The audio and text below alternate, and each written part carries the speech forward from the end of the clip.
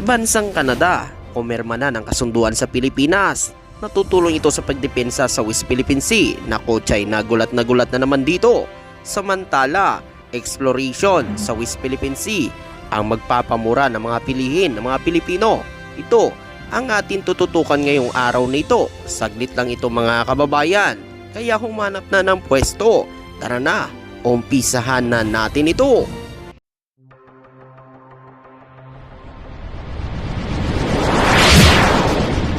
Trupang Hilonggo, Please subscribe subscribe and like. and share.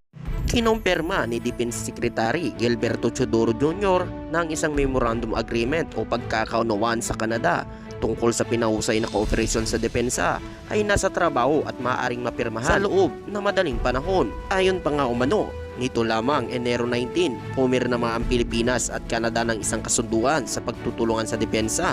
Ang kasunduan na ito ay naglalayong palakasin ng kanilang ugnayan sa pagdepensa at maaaring magbunga ng isang visiting force agreement.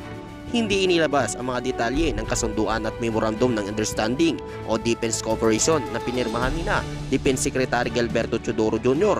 at Canadian Ambassador, Department of National Defense Headquarters. Gayunpaman, sinabi ni Chodoro na tila malapit na ang pagkakaroon BFE. Sinabi niya na natutuwa ako na mas malakas na intensyon sa parehong panig na palihim at palakasin ng ugnayan sa pamamagitan ng pagbuo ng mga bagong milestone sa ating ugnayan sa depensa. Nagpaumano ni Chodoro sa mga opisyal ng Canada, ang pinakamahalagang yaman na meron tayo ay ang mutual trust confidence na meron tayo sa isa't isa sa pamamagitan ng mga tao, at dahil tayo ay nag-uusap ng direkta, bukas at batay sa mga patakaran, ang tiwala na ito ay pinatibay at magtataglay kahit sa mga pagbabago sa politika at pagsubok ng panahon. At ayon pa nga umano sa nakalat nating impormasyon, ang Canada ay isang bansa sa Hilagang Amerika na may malawak na panlabas na depensa.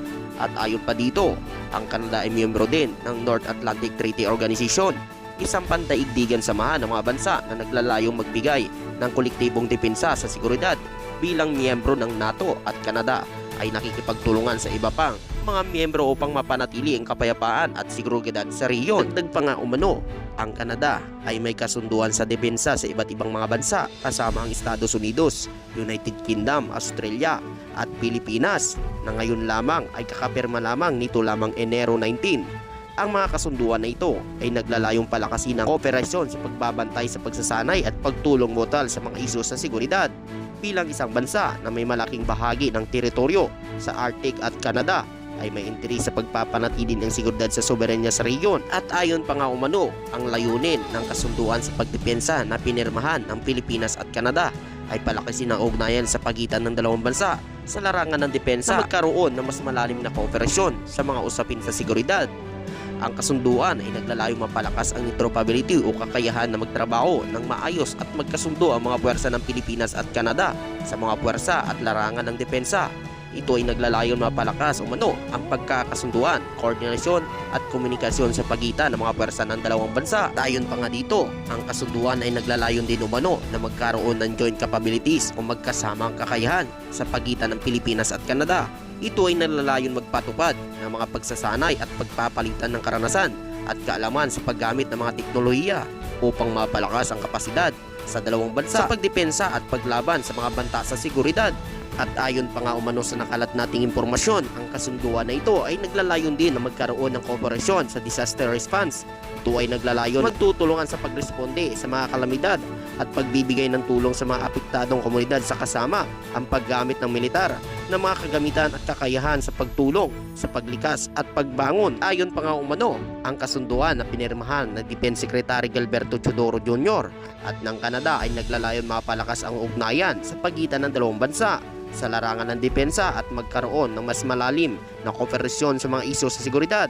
Ito ay naglalayon mapalakas ang kapasidad ng dalawang bansa na magtutulungan at magtatanggol sa mga banta sa seguridad sa rehiyon at sa buong mundo. At sa iba pang mga balita, sa gitna ng usapin na pag-amyenda sa economic provision ng 1987 Constitution, binigyan din ni Senador Francis Tolentino na dapat isama umano sa less restrictive development sa West Philippine Sea upang makatulong sa pagpapagaan ng presyo ng mga pangunahing bilihin sa bansa.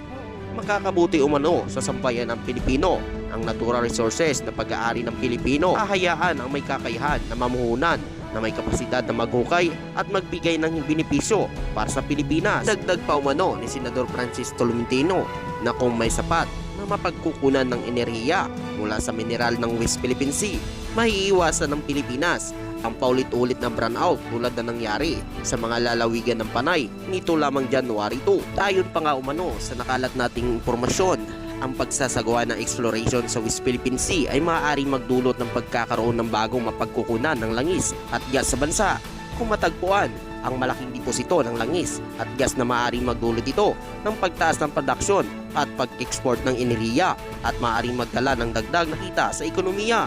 At ayon pa nga dito, ang pagkakaroon ng bagong mapagkukunan ng langis at gas ay maaaring magpataas ng produksyon sa enerhiya sa bansa. Ito ay maaaring magdulot ng pagkakaroon ng mas mababang presyo ng enerhiya at pagkakaroon ng mas matatag at sapat na supply ng enerhiya para sa industriya at mga mamamayang Pilipino. Dagdag pa nga umano, ang exploration sa West Philippine Sea ay maaari din umano magdulot ng paglikha ng mga trabaho at negosyo.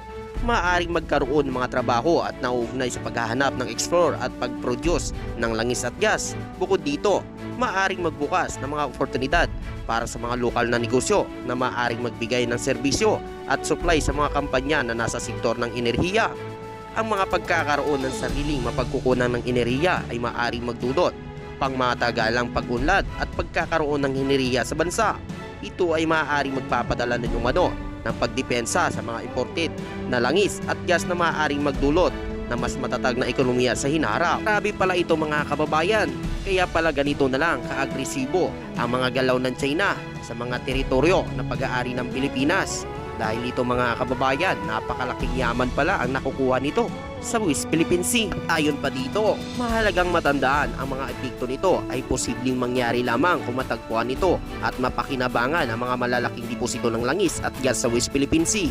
Meron din umanong hamon ito sa isyo at kaakibat sa territorial dispute at geopolitical tension na maaaring mag-apekto sa pag-unlad ng mga proyekto sa West Philippine Sea. At ayon pa nga umano sa nakalat nating impormasyon, ang gobyerno ng Pilipinas ay naglaan ng 800 na milyon para sa Kalayaan Island Group para gumawa ng daungan para kontrahin umano ang patuloy na paggawa ng artificial na isla ng China sa West Philippine Sea.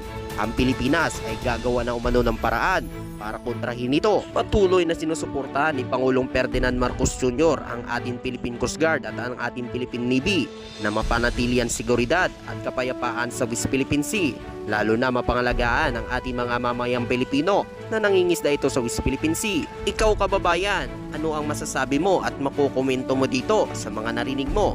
At siyempre kung bago ka pa lang sa aking YouTube channel, ay huwag mo naman kalimutan i-like at i-subscribe ang video na ito para lagi kang updated sa mga latest video natin. Maraming salamat.